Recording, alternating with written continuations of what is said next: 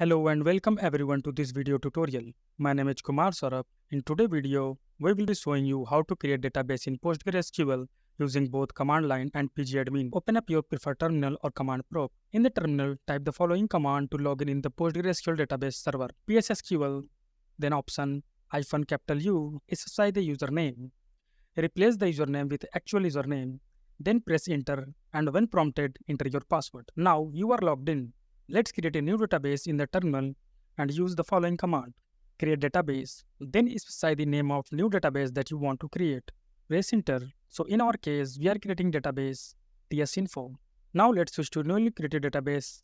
In the terminal, use the following command /c, then specify the name of database to which you want to connect. Press enter, you will be connected to your database. Congratulations! You have successfully created database in PostgreSQL using the command line. From here, you can start working with your database. But wait, if you prefer a graphical interface, let's see how to create a database using a pgAdmin.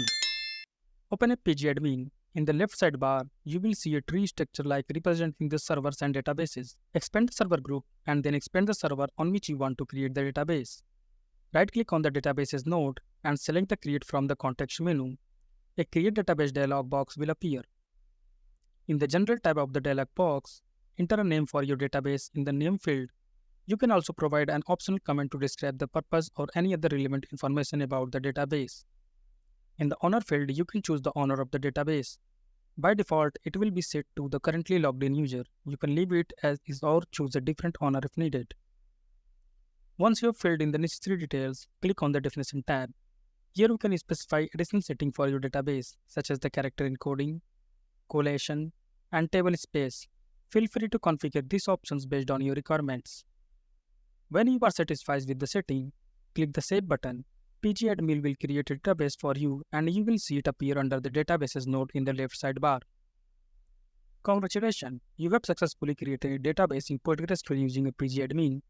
You can now expand the database node to see its tables, views, and other objects. If you want to connect to a newly created database, simply right-click on it and select the Connect from the context menu.